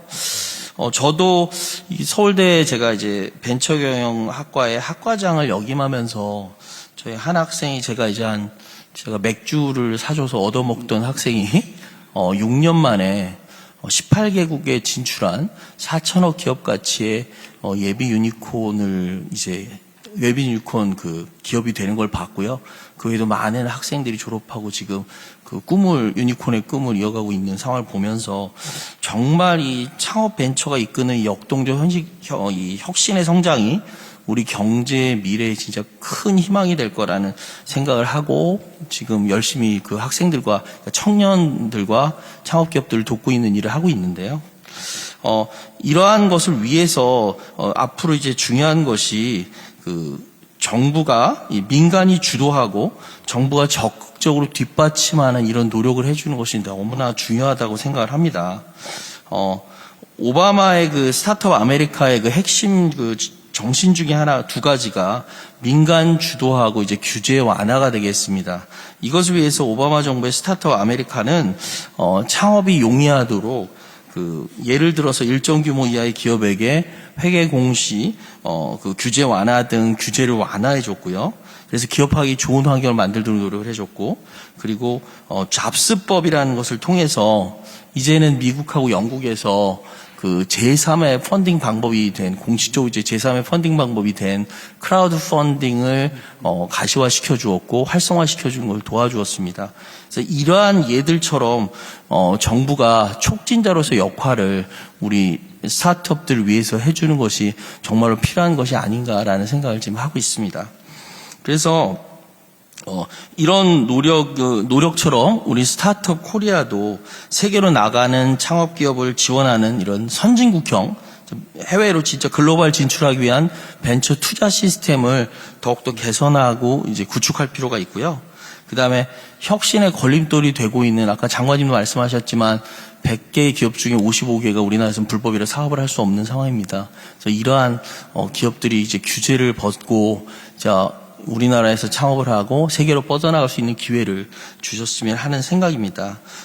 더 자세한 얘기는 다음 토론자들께서 더 자세히 해주실 것 같습니다. 감사합니다. 네, 말씀 감사합니다. 교수님께서 미국을 예시 드셨는데 선진국의 벤처 투자 시스템을 벤치마킹해야 되고 또 무엇보다 이제 규제 뿌리 뽑기가 굉장히 중요하다. 이렇게 이제 제안해 주셨는데요. 중기부의 임정욱 창업벤처혁신실장님 나와 계신데요. 정부에서는 이를 위한 어떤 준비를 하고 계신가요? 네, 안녕하세요. 중소벤처기업부 창업벤처혁신실장 임정욱입니다. 먼저 그 스타트업 코리아 이니셔티브를 통해서 위기 극복과 제도약의 발판을 마련해야 한다는 유병준 교수님의 말씀에 적극적으로 동감을 합니다. 지난 7, 8년 동안 한국의 벤처 스타트업 생태계는 30개 가까운 유니콘을 만들면서 비약적으로 성장을 했습니다. 하지만 대부분의 국내 유니콘들이 국내 매출 위주고 소비재 위주의 플랫폼 회사인 것이 사실입니다. 이게 꼭 나쁜 것은 아니지만 이제는 좀 질적인 성장이 필요한 단계가 됐습니다. 해외에는 인공지능이라든지 반도체, 에너지, 첨단 소재, 모빌리티 이런 쪽에서 유니콘이 많이 나오고 있습니다. 그래서 중소기업 벤처기업부는 이제는 국내 스타트업 생태계의 질적인 고도화에 주력할 계획입니다. 그래서 올해 중소벤처기업부는 창업벤처 분야에서 3개의 종합대책을 발표했습니다. K-스타트업 글로벌 진출 전략, 초격차 스타트업 1000 프로젝트, 역동적 벤처 투자 생태계 조성 방안입니다. 첨단 테크 분야의 스타트업이 글로벌 시장에 진출해서 성공하도록 집중 육성하자는 것이고요. 또한 규제 혁신에도 만전을 기해서 다양한 분야에서 골고루 창업이 이루어질 수 있도록 하겠습니다. 또 국내 창업 생태계의 글로벌화를 통해서 해외 인재들과 투자자들이 적극적으로 국내 스타트업을 찾도록 하려고 합니다. 사실 요즘에 보면 매력적인 한국에서 창업하고자 하는 해외 인재들이 굉장히 많이 한국에 오고 있습니다. 그리고 마침 다음 주에 미국 라스베가스에서 세계 최대의 테크쇼인 CES가 열립니다. 이 전시회에는 한국 기업과 스타트업들이 이번에 한 500곳 정도가 가는데요. 벌써 혁신상을 140개 이상을 받았고 그중에 절반 정도가 아까 장관님이 말씀하신 것처럼 창업 벤처 기업들이 받았습니다. 그래서 CES 현장에 이렇게 한국의 존재감이 엄청난데요. 이처럼 K-스타트업은 K-팝, K-드라마, K-푸드에 이은 한국의 대표 상품이 될 수 있다고 생각을 합니다. K-스타트업이 국가 대표 브랜드로 떠오르고 내년이 스타트업 코리아의 원년이 될 수 있도록 중기부는 지원을 아끼지 않겠습니다. 제3의 벤처붐을 만들어서 한국을 이스라엘을 능가하는 글로벌한 창업 대국으로 만들도록 하겠습니다. 스타트업에 많이 관심을 가져주시기 바랍니다. 감사합니다. 네, 답변 감사합니다. 오늘 이 토론 자리에 또 우리 알토스 벤처스 한킴 대표님도 참석해 주셨습니다. 대표님은 사실은 이제 미국 실리콘밸리에서 벤처 캐피탈을 설립을 하셔서 한국에 있는 이 주요 스타트업에도 투자를 해오시고 있는 것으로 알고 있습니다. 대표님께서 이 실리콘밸리와 우리나라 이 벤처 투자 시스템은 과연 어떻게 차이가 나는지 어떻게 느끼시고 계신지 좀 진솔하게 말씀 부탁드리겠습니다. 안녕하세요. 알토스 벤처스에 있는 한킴입니다. 지난 5년 동안 매년 1,000억 넘는 금액을 한국 벤처 시장에 투자하고 있습니다. 또 비슷한 금액을 미국, 캐나다, 멕시코, 남미 또 나아가서는 아프리카에도 투자를 하고 있습니다. 이번 연도에는 특히 하반기에 저희들은 4,800억을 한국에만 투자를 했습니다. 참고로 저희들은 해외 투자가 위주로 된 미국 펀드로서 한국에 투자할 의무는 없지만 매력이 많다고 느껴서 투자하고 있습니다. 한국 관련 생각을 말씀드리면 저희들은 한국 벤처 회사들이 짧은 역사에도 불구하고 진짜 잘하고 있다고 느끼고 있습니다. 불과 10년 전만 해도 한국에서는 VC가 투자해서 키운 10조 넘는 기업이 없었습니다. 지금은 카카오, 쿠팡, 크래프튼이 추가되었고 토스, 야놀자 등 여러 회사들이 10조 가치 회사에 근접했습니다. 많은 분들이 그런 곳에서 좋은 경험을 쌓고 또 작은 신규 회사들로 가서 경험을 다시 전하는 순서난이 되어가고 있습니다. 참고로 VC 투자로 10조 이상 가치 이룬 곳이 서울보다 많은 도시는 몇 개 없습니다. 또 M&A도 국내 위주로 사업하던 배민이 5조 정도로 독일 회사로 인수되고 또 해외 위주로 사업을 하는 하이퍼커넥트라는 회사는 2조로 미국 회사에 팔리면서 조 단위 M&A들이 한국에서도 나오기 시작했습니다. 또 카카오, 네이버 그들도 크고 작은 인수들을 하기 시작했습니다. 그리고 한국에 있는 저희들은 젊은이들의 습득력에 매일 놀라면서 감탄하면서 계속 추가 투자를 하고 있습니다. 여기까지는 좋은 이야기인데 하지만 훨씬 저는 더 해야지 된다고 생각합니다. 미국 대비 아직 양적 질적으로 차이가 굉장히 있습니다. 일단 자본 규모나 다양성이 많이 딸립니다. 한국에서는 벤처 투자를 아직 정부 위주로 세금으로 부담한다, 또 도와줘야 된다 하고 생각하고 있고 미국에서는 벤처 기업들에게는 좋은 투자 기회다 하는 생각이 강합니다. 미국 펀드에 저희들 투자가는 학교, 병원, 종교, 자선기관들 위주이고 그들은 투자해서 버는 돈으로 매년 예산의 10% 내지 40%를 충당하고 있습니다. 싱가포르 같은 경우는 GIC 테메섹 같은 경우에서 정부 예산의 20에서 25%를 충당하고 있습니다. 벤처 투자도 도와준다는 이미지에서 충분히 수익을 벌 수 있다 하고 좋은 기회다 하고 접근하면 다른 민간 단체들도 관심을 가질 수 있지 않을까 생각해 봅니다. 그리고 회수 시장도 많이 다릅니다. 물론 상장도 하지만 미국서는 활발하게 M&A 시장이 열려 있습니다. 사는 곳도 또 파는 곳도 과한 부정적인 시선을 받지 않습니다. 많이 사면 오히려 박수도 받습니다. 구글이 아무 매출 없었던 유튜브를 2조 정도에 샀고 페이스북이 왓츠앱을 거기도 매출이 아무도 없었지만 20조에 살 수 있는 용기들이 한국 기업에서도 많이 생겼으면 좋겠습니다. 그리고 회사를 만드는 과정, 또 접는 과정, 누굴 채용하고 해고하는 과정들이 미국에는 굉장히 간단합니다. 그러니 더 많은 회사를 만들 수 있고 또 적극적으로 채용할 수 있습니다. 한국도 조금 비슷하게 할 수 있으면 도움이 많이 될 것 같습니다. 마지막으로 해외 진출할 때 겪는 정체성 이슈를 언급하겠습니다. 한국 기업인지 아닌지를 여러 군데서 많이 따지는데 그게 주주 비율인지, 참고로 삼성전자도 외국인 비율이 50% 정도인데도 또 회사가 어느 나라에 등록이 된 건지, 어디서 활동하는 건지, 한국인이 경영진이 있는 건지 좀 복잡한 문제들이 많은데 그거를 누군가는 계속 따집니다. 많은 회사들이 외국에 진출해야 될 때, 또 외국에 지사를 만들어야지 될 때, 가끔 외국에 본사를 옮겨야 될 때는 이런 도움이 갑자기 사라지기도 합니다. 그렇기 때문에 이런 어려운 문제들을 좀 쉽게 풀 수 있으면 좀 세계적으로 알려지는 좋은 한국 기업들이 많이 나갈 수 있지 않을까 생각됩니다. 감사합니다. 네, 한킴 대표님 말씀 감사드립니다. 저희 정부에서도 많이 노력하고 있으니까요. 내년엔 더 많은 투자 꼭 부탁드리겠습니다. 다음은 2014년부터 1세대 엑셀러레이터 또 팁스의 운영사로 활동하고 계신 블루포인트 파트너스 이용관 대표님 한 말씀 부탁드리겠습니다. 네, 안녕하세요. 블루포인트 이용관입니다.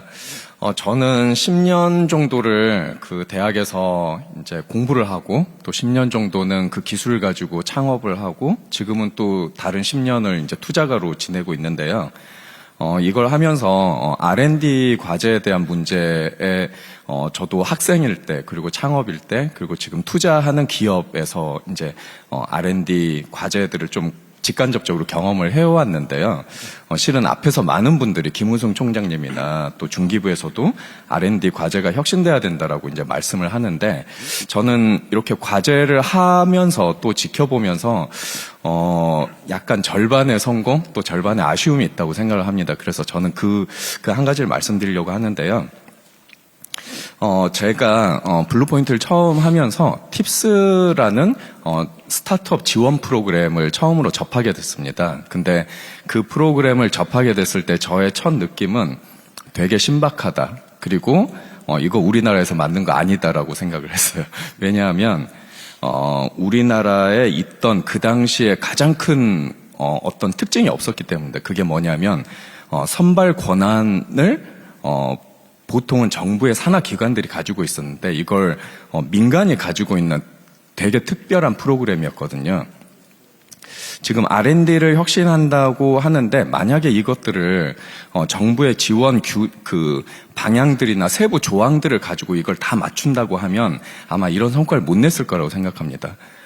굉장히 알렉산더 대왕이 매듭을 잘라서 풀었듯이 민간의 선발 권한 이양이라는 거 하나만으로도 엄청난 성과를 냈는데요.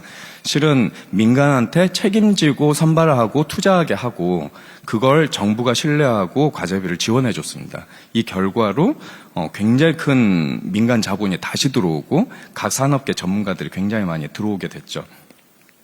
실은 이게 이제 성공적이긴 한데 아직도 한 번 더 저는 좀 혁신이 돼야 된다고 생각합니다. 그 포인트는 뭐냐면 지금 빌 게이츠가 이런 말을 했습니다. 그 미래의 기회의 창은 굉장히 좁게 열리고 빨리 닫힌다라고 했습니다. 그러니까 시장도 굉장히 빨리 변하고 또 이걸 솔루션으로 대응하기 위한 기술도 굉장히 빨리빨리 이루어져야 된다고 생각을 하는데요. 지금 어떻게 보면 이런 거에 가장 큰 그 지원이었던 R&D 혁신 과제에 지금 좀 실태를 보면 좀 비효율적인 게 맞습니다. 그거의 가장 큰 거는 과제 지원의 경직성인데요. 실은 이 경직성은 행정비용이 너무 많이 발생하기도 하고 또 더 큰 문제는 이미 한번 이전에 제안을 해놨었는데 시장은 변했는데 이 과제 내용을 수정하기 어렵기 때문에 이게 아닌 방향인 줄 알면서도 그 과제를 수행하는 경우도 참 많습니다. 그리고 이게 이제 오래 지속되다 보니까 과제로서 성공할 만한 과제만 제안을 하고 그것만 수행하게 됩니다. 그러면 이제 혁신성이 도전을 덜 하기 때문에 혁신성이 굉장히 떨어진다고 생각할 수 있습니다.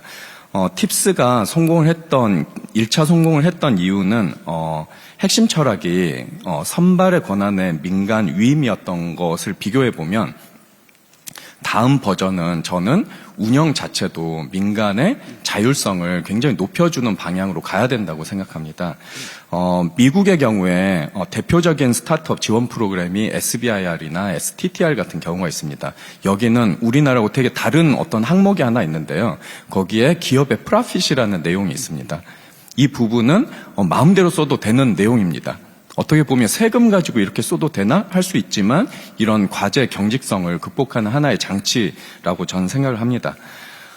아까 말씀드렸듯이 미래는 이제 굉장히 빨리 변하는데 저는 예전에 시장이 움직이지 않을 때는 대포로 대응하면 된다고 생각했지만 지금은 시장이 엄청나게 빠르게 움직이는 전투기고 이걸 맞추려면 유도탄이 필요하다고 생각을 하고요.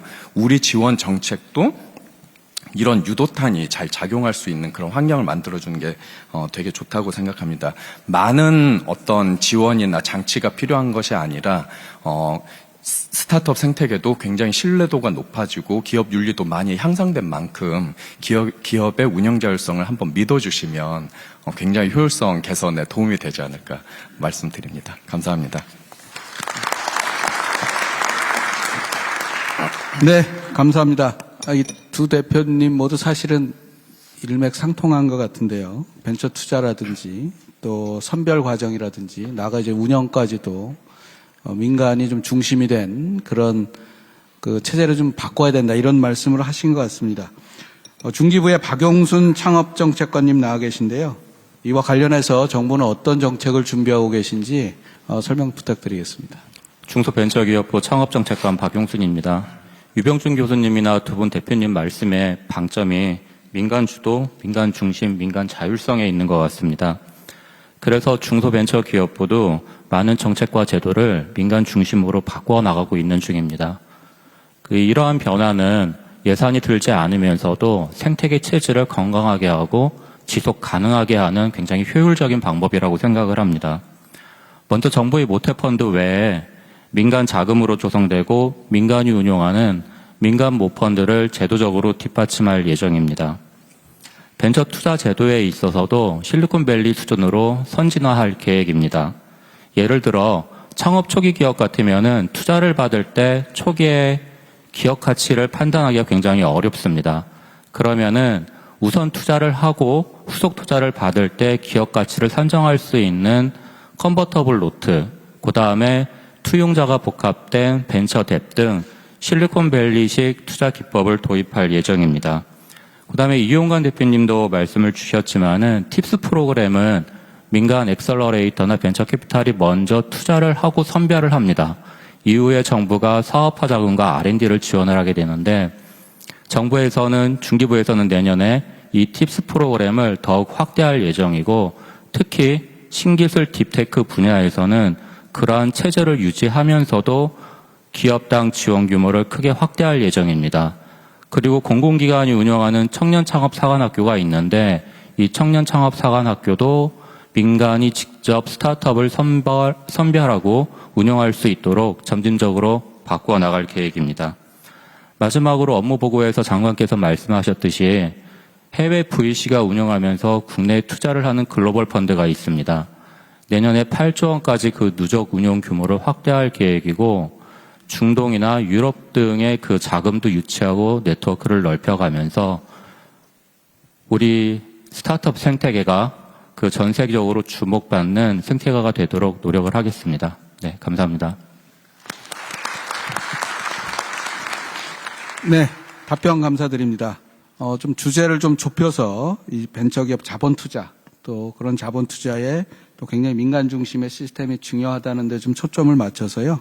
우리 산업부 정권 산업기술시장혁신과장님 이런 주제로 준비하고 계신 정책이 있으면 좀 소개 부탁드리겠습니다. 네, 산업통상자원부 산업기술시장혁신과장입니다. 민간 중심의 벤처 투자가 이루어지려면 일반 벤처 캐피탈도 중요하지만 공급망 강화나 신산업 창출 등의 목적으로 이 일반 제조기업이나 IT 기업들이 출자해서 설립하는 이 기업형 벤처 캐피탈의 역할이 매우 중요합니다. 우리 한킴 대표님께서 말씀하신 것처럼 이 실리콘밸리 등 미국에서는 구글이나 인텔, 마이크로소프트와 같은 기업들이 설립한 기업형 벤처 캐피탈이 벤처 투자의 50% 이상을 차지하고 있습니다. 우리나라에서도 현재 보면 많은 대기업과 중견기업들이 이 오픈 이노베이션의 파트너가 될 수 있는 스타트업을 찾고 있고 또 투자할 준비를 하고 있습니다. 그래서 기업형 벤처 캐피탈의 이 물꼬만 제대로 터준다면 이 민간 벤처 투자도 규모를 키울 수 있고 산업의 역동성을 높이는 데도 좀 크게 도움이 될 거라고 생각이 됩니다. 산업부는 내년도에 이 기업형 벤처 캐피탈을 활성화하기 위해서 3가지 방향으로 정책을 추진할 계획입니다. 먼저 현장의 기업 목소리를 잘 들어서 이 기업형 벤처 캐피탈 활성화에 좀 장애가 되는 제도들을 개선해 내겠습니다. 일례로 공정거래법이 개정이 되면서 이 지주회사들도 기업형 벤처 캐피탈을 설립할 수 있도록 허용이 되었습니다. 그런데 현장의 목소리를 들어보면 일반 벤처 캐피탈에 비해서 부채의 비율이라든지 또 펀드를 만들 때 이 외부의 자금을 조달할 수 있는 비율이라든지 이런 규정들이 너무 엄격해서 좀 개선할 필요가 있다는 목소리들이 많습니다. 그러니까 족쇄는 풀었는데 모래주머니는 여전히 남아있는 상황입니다. 그래서 관계 부처들과 개선 방안을 꼭 만들어내도록 하겠습니다. 다음으로 이 기업형 벤처 캐피탈이 조성하는 펀드에 더 많은 민간 자금이 투자가 될 수 있도록 마중물 역할을 하도록 하겠습니다. 일단 내년도에 민관이 함께 2천억 원 정도의 규모로 CVC 기업형 벤처 캐피탈 펀드를 저희가 만들 계획이고요. 반도체, 2차 전지, 미래차, 청정에너지 같은 첨단 산업에 중점적으로 투자할 계획입니다. 그리고 마지막으로 우리 이용관 대표님께서 말씀 주신 것처럼 이 기업형 벤처 캐피탈 투자에도 이런 팁스 모델을 좀 적용을 해서 기업형 벤처 캐피탈이 투자를 하면 그에 정부 R&D를 연속적으로 지원을 하겠습니다. 그렇게 해서 기업형 벤처 캐피탈이나 스타트업들이 좀 더 도전적으로 투자하고 더 많은 성과를 빠르게 낼 수 있도록 뒷받침하겠습니다. 감사합니다. 네, 답변 감사합니다. 족쇄는 풀었는데 모래주머니는 남아있다. 아마 이렇게 규제를 이렇게 돌려서 말씀하신 것 같은데요. 사실 이제 앞에 유병준 교수님도 벤처 스타트업 생태계 활성화를 위한 제일 중요한 과제 중에 하나가 이제 규제를 혁신해야 된다 이렇게 말씀을 하셨습니다. 코리아 스타트 포럼의 최성진 대표님 나와주셨는데요. 그동안 사실은 이 스타트업 생태계 발전을 위해서 굉장히 많은 노력을 해오셨는데요. 이 글로벌 창업대국을 만들기 위해 꼭 필요한 규제 혁신 과제는 무엇이 있는지 그런 부분 좀 설명 부탁드리겠습니다. 네, 안녕하세요. 저희 우리나라 스타트업 창업자들이 모여서 함께 만든 코리아 스타트업 포럼의 대표 맡고 있는 최성진입니다. 먼저 오늘 이렇게 회의에 직접 참석해 보니까 정부가 굉장히 다양한 정책적 노력을 하고 계신 게 인상적이었고요. 특히 많은 분들 말씀 주셨지만 민간 주도 생태계 조성을 위해서 노력해주고 계신 부분에 대해서 스타트업과 벤처를 대표해서 감사의 말씀 드리고 싶습니다. 저는 이제 규제 혁신 부분 말씀드리고자 하는데요. 아까 이영 장관님께서 창업대국의 선결 조건이 규제 혁신이라고 말씀하신 부분, 저는 100% 아니 120% 공감하고 있습니다. 사실 벤처 스타트업 영역에서도 산업부에서 말씀해 주신 기업 벤처 캐피탈 규제도 남아있고 또 창업자 복수결권 같은 규제도 국회에서 잠자고 있는 것들이 있습니다. 그런데 더 큰 규제 문제는 역시 신산업, 스타트업들이 성장해야 될 신산업에 대한 규제의 문제입니다. 사실 역대 정부가 규제 혁신을 위해서 노력했지만 기대에는 계속 못 미쳤습니다. 정경련 조사 결과를 보면 규제 개혁 체감률은 연도별로 계속 낮아지고 있습니다. 또 아까 그 100대 스타트업 중에 55개 말씀하셨는데요. 그게 저희가 아산나눔재단 등과 같이 올해 조사를 한 것인데 사실 2017년에 한번 조사를 하고 그 100개 스타트업을 트래킹 조사를 한 겁니다. 근데 2017년에는 56개의 기업이 규제 때문에 어려움을 겪었는데 5년이 지났지만 불과 한두 개 정도를 제외하고는 제도가 많이 바뀌었음에도 불구하고 여전히 55개의 스타트업 모델이 우리나라에서는 어렵다. 이래서는 사실은 우리 스타트업과 대한민국의 미래가 밝지 못하다고 생각합니다. 그동안 몰라서 못했던 것이 아니라 알면서도 과감히 규제 혁신을 못했던 부분에 대해서 우리 정부는 반드시 성과를 내기를 바라는 마음에서 한 몇 가지만 말씀드리고 싶습니다. 첫 번째는 예측 가능성을 높이는데 먼저 주력해 주셨으면 좋겠습니다. 정부는 항상 규제 혁신을 약속하고 노력도 하시지만 이게 언제 이루어질지 기약 없는 것이 많이 있습니다. 규제 혁신 제도가 다양한 것이 이루어지고 있지만 규제 샌드박스 실증 특례 같은 경우도 언제 제도가 개선될지 기약이 없는 경우가 많이 있습니다. 규제가 있는 것보다 더 문제는 규제 되면 된다, 안 되면 안 된다 이야기를 안 해주고 또 개선이 되면 언제 된다 이런 예측 가능성이 없는 것이 더 문제입니다. 그래서 이 글로벌 환경에서 경쟁하고 있는 스타트업과 혁신 기업들이 속도 경쟁을 해야 되는데 시간을 허비하지 않도록 그런 명확성을 정부가 높이려는 노력을 먼저 해주시길 부탁드립니다. 그리고 두 번째는 혁신의 방향성을 확고히 하고 정부가 혁신의 방향으로 간다. 이 의지를 확실히 해주셔야 됩니다. 사실 혁신이라고 하는 것은 다들 아시겠지만 다양한 변화가 수반됩니다. 그래서 그 변화를 원하지 않는 분들도 계시고 아니면 그 변화에 반대하시는 분들도 계십니다. 기존 산업, 구산업에 종사하시는 분들이라든지 아니면 전문 직역에 계셔서 이 어떤 권리를 보장받고 있었던 분들은 그런 변화가 이루어지지 않았으면 또는 천천히 이루어졌으면 하는 생각들을 가지고 계신데요. 그런 영역이 저희가 국민들에게 물어보면 대부분 국민들은 혁신을 강력하게 원하는 영역입니다. 디지털 헬스케어라든지 모빌리티라든지 리걸테크라든지 이런 부분에 국민들은 혁신을 원하고 있는데 사실은 목소리를 많이 크게 내시는 기존 산업 종사자분들의 목소리만 반영되고 이 국민들의 목소리가 반영이 안 되는 경우가 많습니다. 그래서 정부는 이거는 이제 어떤 특정 기업을 위해서가 아니라 산업 전체는 세계적으로도 그 방향으로 가고 있기 때문에 반드시 우리는 그 방향으로 정책이 간다. 다만 그 과정에서 피해를 최소화하고 그런 혁신이 이루어졌을 때 그 성과를 보다 많은 분들에게 나누기 위해서 노력할 것이다라는 정부 정책의 방향을 분명히 해주시면 반대하거나 주저하시는 분들도 혁신의 방향 속에서 그러면 우리가 어떻게 상생할 것인가에 고민에 나서게 되는데 그동안은 반대가 있으면 방관하는 경우가 많았기 때문에 한 발짝도 못 나간 경우가 많았습니다. 그 부분에 대해서 노력을 해주시면 좋을 것 같고요. 마지막으로 이제 새로운 규제가 지금도 많이 논의되고 만들어지고 있는 것들이 있는데요. 이게 혁신의 속도를 늦추지 않도록 세심히 해주셨으면 좋겠습니다. 사실 스타트업을 혁신을 가로막으려고 만드는 규제는 세상에 없겠죠. 그렇지만 의도는 그렇지 않았으나 원하지 않는 결과가 나오기도 합니다. 얼마 전 카카오 IDC 화재 사태 이후에 다양한 규제가 논의되고 있는데 규제가 논의되고 있으니까 아까 말씀하신 스타트업 M&A 시장이 완전히 얼어붙었습니다. 네이버 카카오가 M&A 대기업도 괜히 섣불리 M&A에 나섰다가 규제의 불똥이 튀기는 게 아닌가 이런 생각을 가지게 되고 플랫폼 규제 논의도 그 빅테크 기업한테는 아무것도 아닌 규제가 사실은 스타트업에게는 굉장한 진입장벽이 될 수도 있습니다. 이런 부분에 대해서 좀 세심히 살펴주시면 좋을 것 같습니다. 창업대국이라고 하는 거는 결국 저는 스타트업하기 좋은 나라라고 생각합니다. 근데 저희가 생각하는 스타트업하기 좋은 나라는 스타트업만 좋아지는 나라가 아니고요.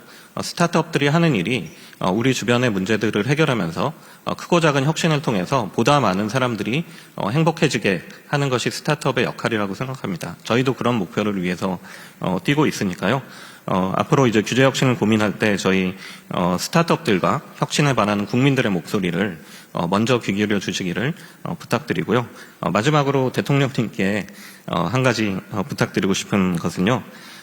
대통령님께서 후보 시절에 어디보다 먼저 저희 스타트업들을 찾아주셔가지고 창업가들을 만나서 대한민국의 미래는 스타트업에 있다.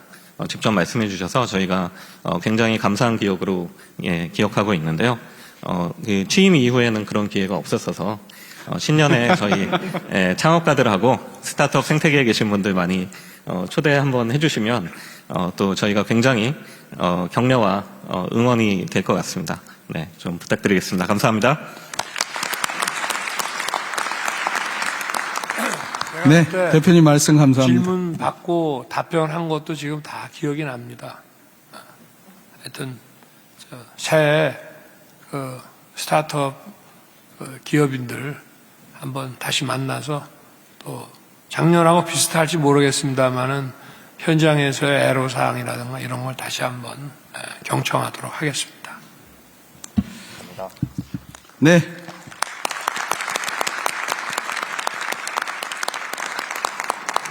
네, 대표님 말씀 감사드리고 또 답변해 주신 또 대통령님 꼭 그 날이 오기를 저도 기원을 하겠습니다.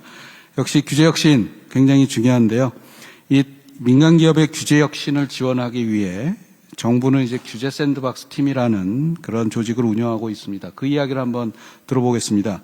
산업부의 한용재 규제 샌드박스 팀장님, 곧 간략히 좀 소개 부탁드리겠습니다. 예, 안녕하십니까. 산업부 규제 샌드박스 팀장 한용재입니다.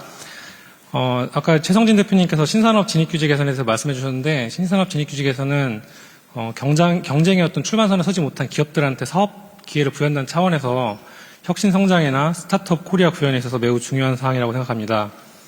제가 담당하고 있는 규제 샌드박스는 경직적인 규제를 풀어서 제한적이나마 기업들에게 새로운 사업 기회를 부여하는 제도이기 때문에 신산업 규제 혁신의 하나의 해법이 될 수 있을 거라는 생각을 하고 있습니다. 산업부에서는 2019년부터 규제 샌드박스를 운영을 하고 있는데요. 그동안 총 327건의 신사업에 대해서 규제 특례를 부여를 하였습니다. 그리고 이를 통해서 약 한 170여 개 기업이 그 배송 로봇이라든지 그리고 셀프 수소 충전소 또 휴대용 엑스레이 같은 것들을 통해서 약 1조 원 규모의 경제적 효과를 창출하였습니다. 그동안에 이제 그 규제 샌드박스가 주로 신청을 받아서 규제 특례를 부여하는 거였는데 그 최성진 대표님께서 말씀해 주신 것처럼 새로운 규제가 이제 혁신의 속도를 늦추지 않으려면 규제도 같이 진화하는 게 필요하다고 생각합니다. 현재 규제 샌드박스는 이제 단순하게 이제 기업들의 그 규제를 보고 검토하는 수준에서 이제 진행했었는데 앞으로는 출연연, 전문연과 협업을 해서 현실에 맞지 않는 이제 규제는 좀 제거를 하고 또 신산업 발전에 필요한 인증이나 기술 안전 기준들이 있습니다. 그래서 그런 것들은 기술 발전 속도에 맞춰서 준비가 될 수 있도록 노력을 하겠습니다.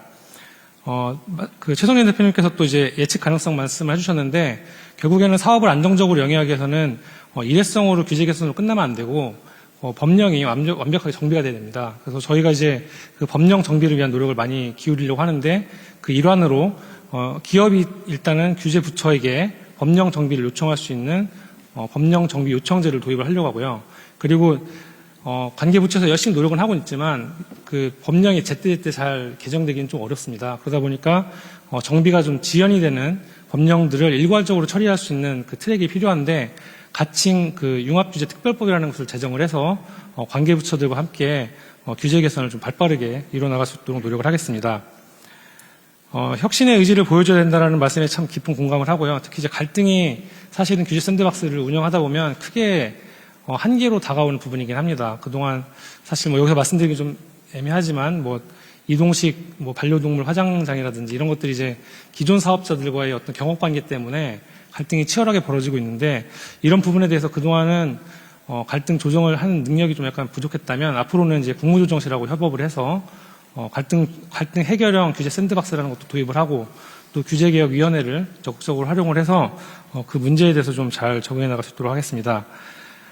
중기부에서도 저희와 마찬가지로 규제자유 특구라는 제도를 운영을 하고 있고 또 창업 규제에 관련해서 전주기 관리 시스템을 또 구축 운영을 하고 있습니다. 산업부하고 중기부가 같이 잘 협업을 해서 앞으로 규제 개선을 적극적으로 이뤄나가도록 하겠습니다.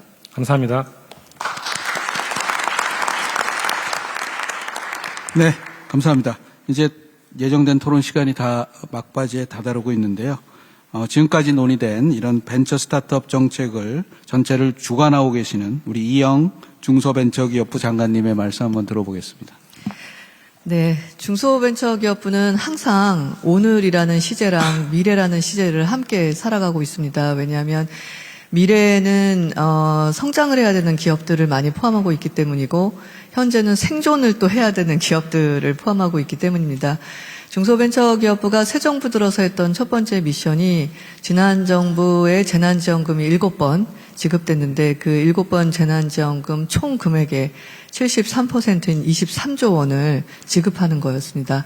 내년에도 상반기에 경기 침체가 제일 안 좋을 거라고 전망하기 때문에 위기 돌파에 총력을 기울여야 하겠습니다.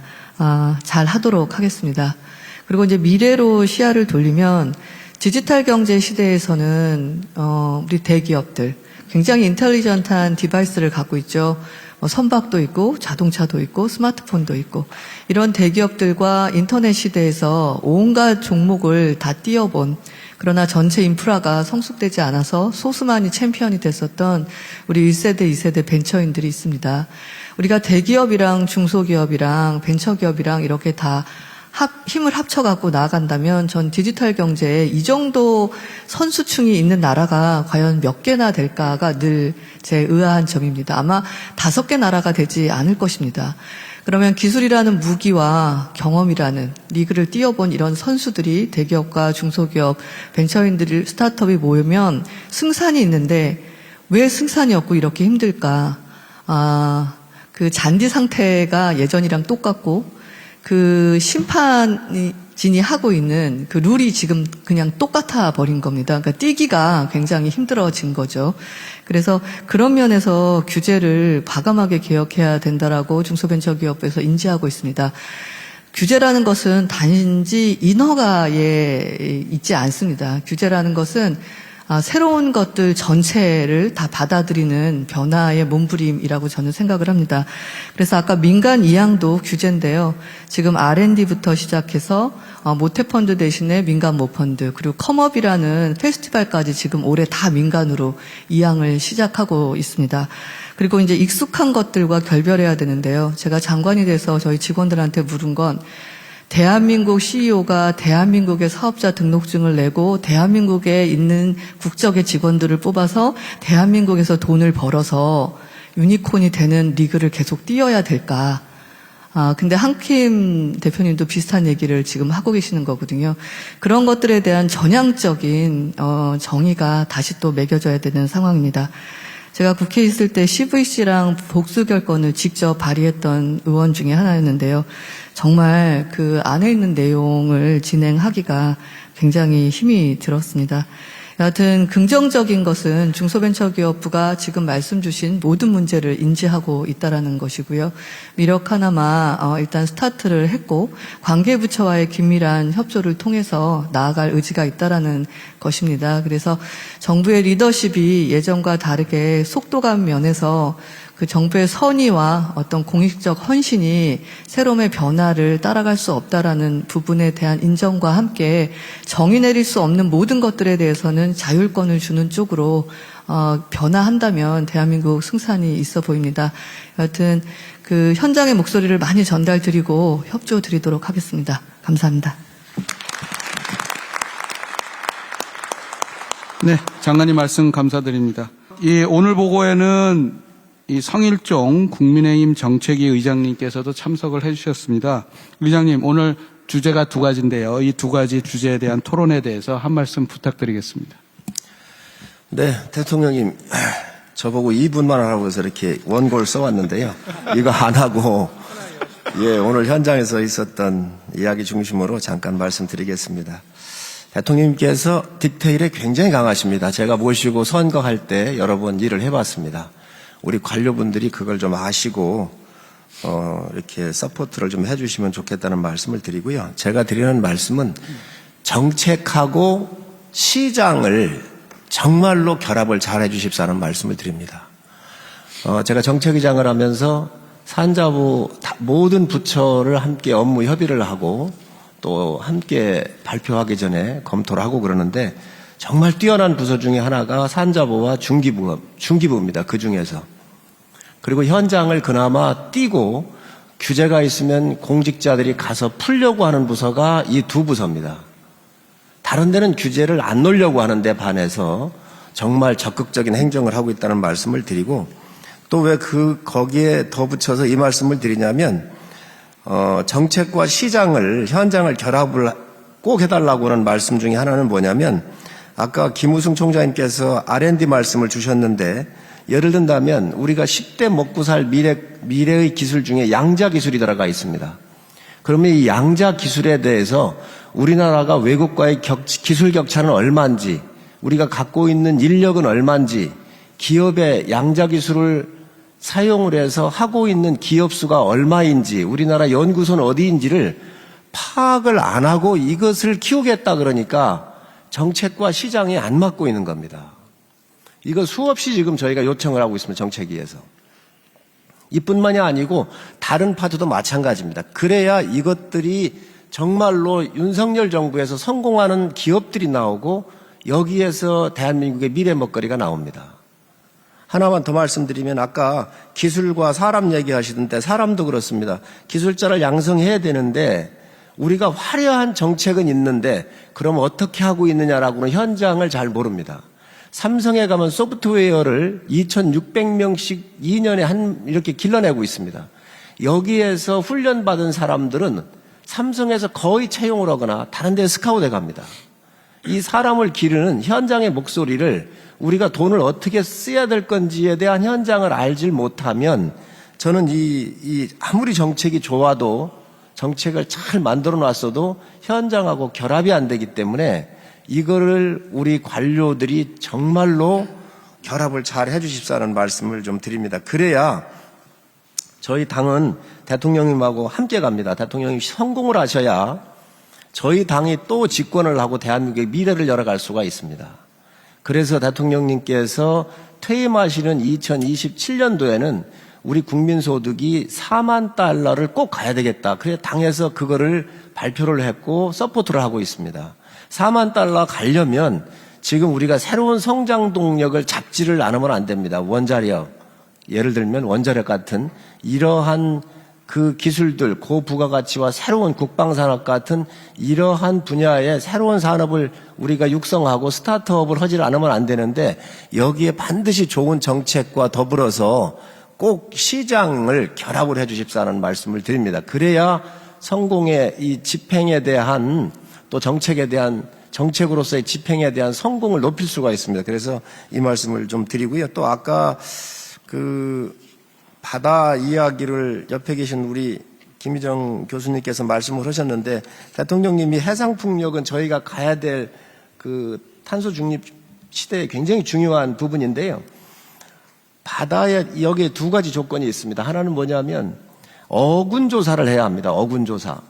그래서 우리는 1인당 세계에서 61kg의 이 해물을 먹는 세계 1위 국가입니다. 일본보다 저희가 좀 더 먹습니다.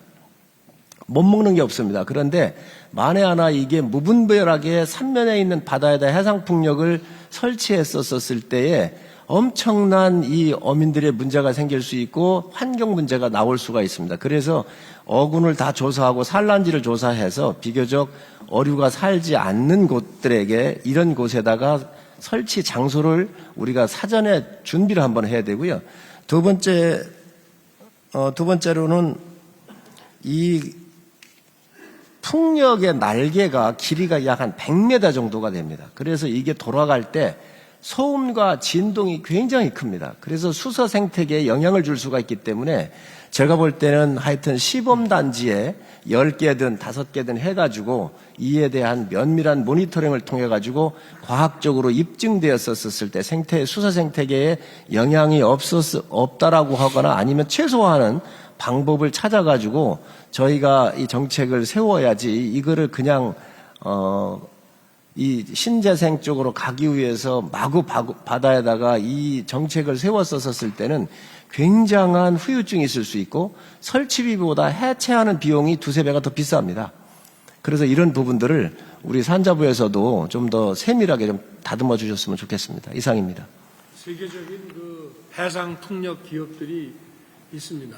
그래서 뭐 바람의 그 어떤 풍력의 크기라든가 이 경제성부터 시작해서 종합적으로 이렇게 조사도 하고 우리 혼자서만 볼 것이 아니라 이런 세계적인 해상 풍력 타당성 조사 그런 기관들하고 연계를 해서 해야 되는 거지. 뭐 신재생이니까 무조건 가야 된다. 그건 아니고요. 우리 경제성이 좀 있고 또 이런 환경 문제 이게 친환경이라고 하면서 무분별하게 예를 들어서 태양광 시설을 설치하는 것이 친환경이 아니라 환경 파괴가 될 수도 있는 거기 때문에 여러 가지 종합적으로 좀 판단해야 될 것 같습니다. 네, 말씀 감사드립니다. 이것으로 정해진 오늘 모든 토론을 마치겠습니다.